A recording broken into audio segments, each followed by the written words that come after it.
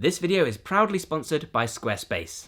A lot of people want to know how they can train their biceps, their lats, their traps if they have no equipment. For the sake of argument, we're talking no dumbbells, no barbell, no pull-up bar even. And we're even going to rule out things like bags, because most people have access to a backpack or even a carrier bag that can fill with heavy stuff and curl. However, that's not in the spirit of this video. Today we're talking about how you can train with nothing. Is it possible to get your pull workout in using only your body weight?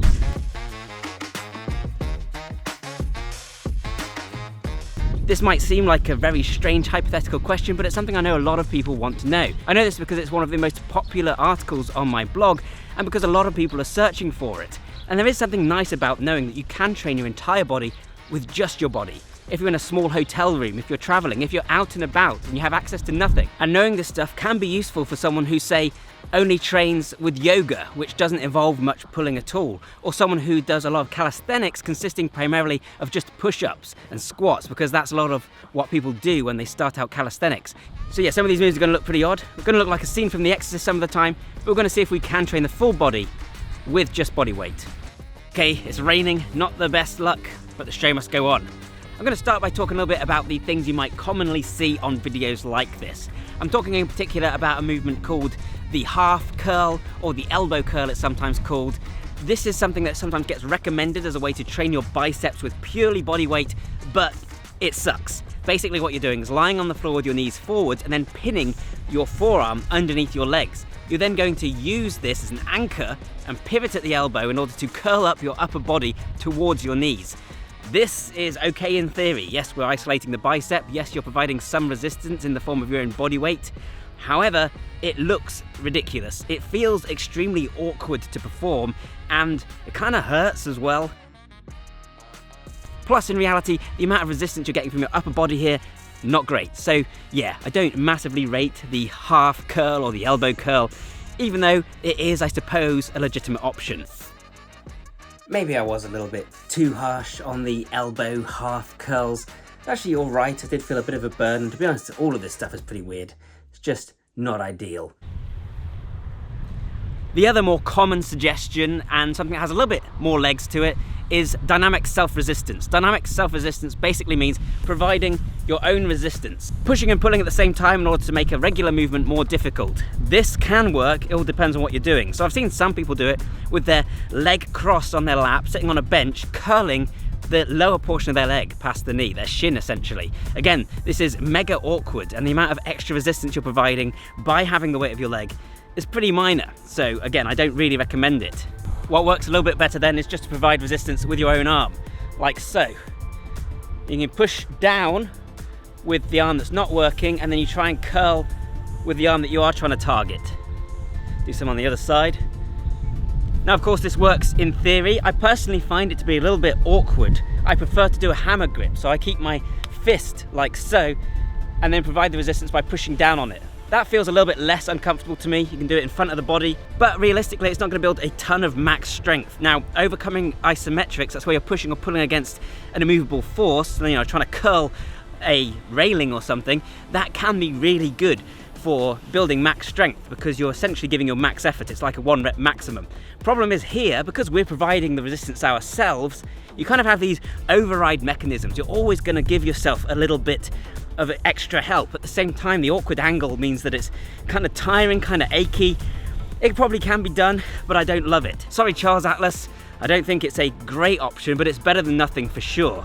What I would say is if it's hypertrophy and mass you're interested in, then maybe focus more on metabolic stress. That means maintaining the time under tension, maybe with shorter ranges of motion, and just getting a pump.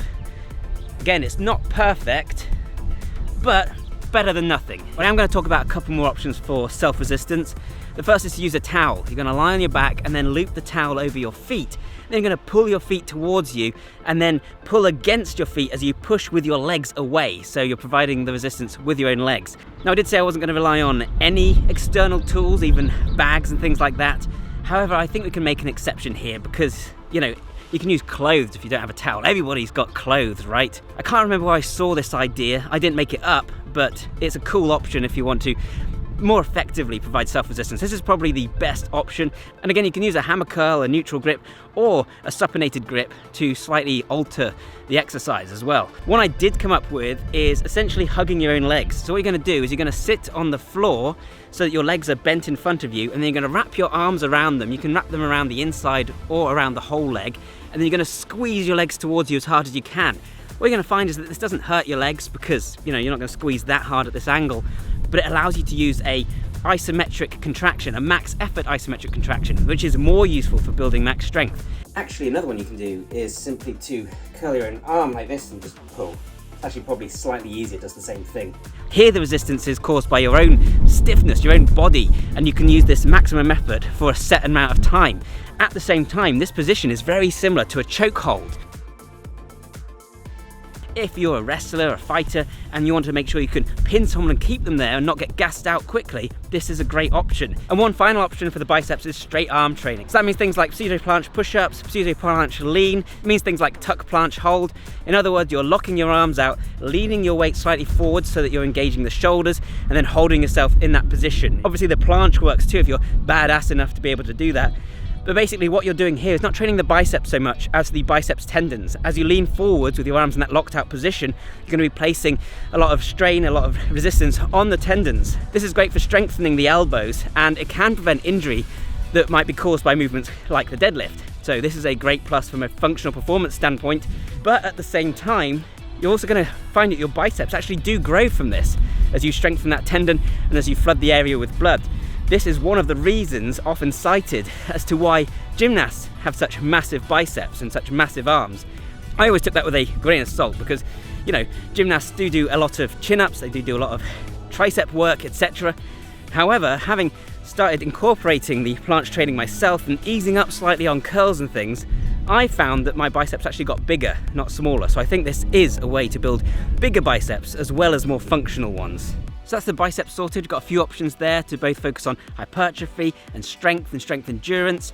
Well, what about the back? Well, we're going to focus a bit here on the traps and on the lats. Starting with the lats, something that's surprisingly effective for the lats is the Lat push-up. Here's where you're extending your arms over your head and then you're performing push-ups like that. You can do this on your knees if you find that difficult, but the reason this works is because not only are you pushing through your shoulders, but you're actually pulling in order to perform this movement, essentially an overhead pull. Again, it's not perfect, there's a short range of motion, there are many other factors that mean you're not going to exhaust the lats, but it is better than nothing, better than a kick in the teeth. It's a good way to get a little bit of training for the lats. You can use ab rollouts. This is again using equipment. You could maybe use something like a cloth to slide across the floor. Form that towel exercise with the legs a little bit more like a row rather than like a curl if you want to focus on the lats that way. Again, that's probably the best example that I can think of.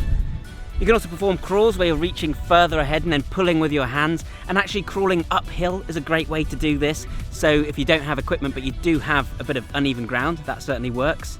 And if you want to go really nuts, you can even not involve your legs, so that you're dragging your legs behind you like a zombie. Like I said, some pretty weird and out there looking moves here, but hey, if it gets the job done. And that brings me finally onto the traps.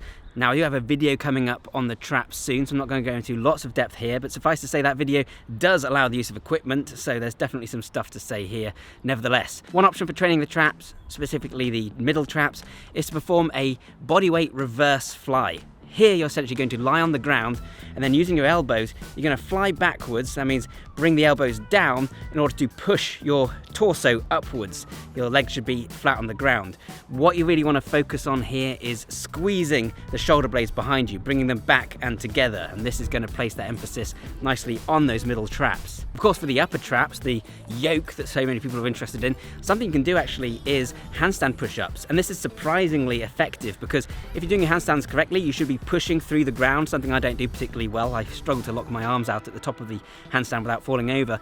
But if you get into that position, then you are actually also training your traps, because if you think about it, it's a shrug. So your arms are overhead and then you're shrugging to push even further up.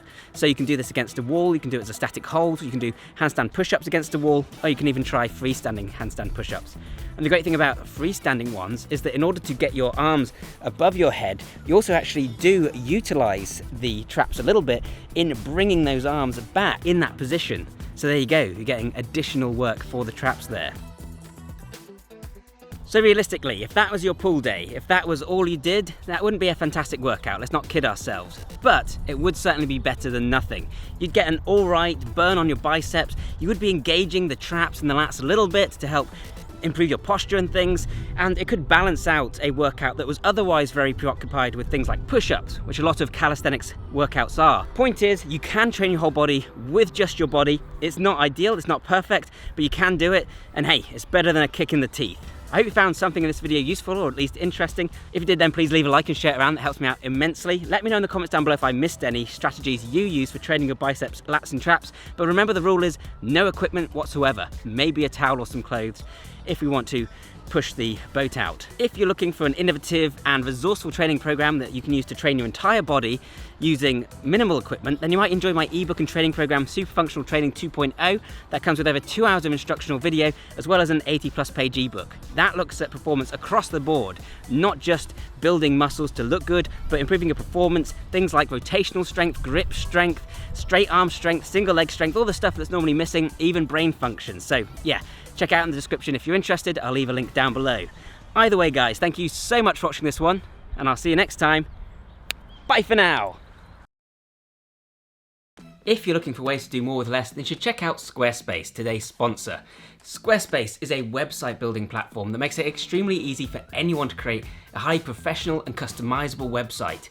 You start off by choosing from one of many templates, and from there you can customize your website to your heart's desire and create something as elaborate or as simple as you like. Many of the top brands in the world use Squarespace because there's such a plethora of features, but at the same time it's also perfect if you're starting out with your first website just as a hobby because it's so easy to jump into.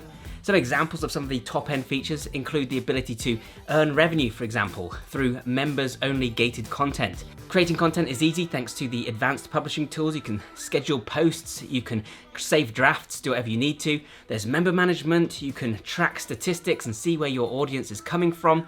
You can integrate your social media and have your various social channels displayed right on your website. There's an advanced suite of e-commerce tools if you want to sell products from your website as well. And you can enhance all of these features even further thanks to a huge number of different plugins. For example, if you want to add inventory management or track shipping or handle tax reconciliation and filing, all these things can be done through the use of third-party plugins, which greatly expand the power of Squarespace even further. If you want to give it a try yourself, then head over to squarespace.com, and when you're ready to take the plunge, use the link in the description down below and the code BIONEER to get 10% off of your first domain or website. Squarespace is a truly fantastic tool that levels the playing field and ensures that everyone can have a presence online. Thanks again for watching this one, guys. Thanks to Squarespace for sponsoring. Bye for now.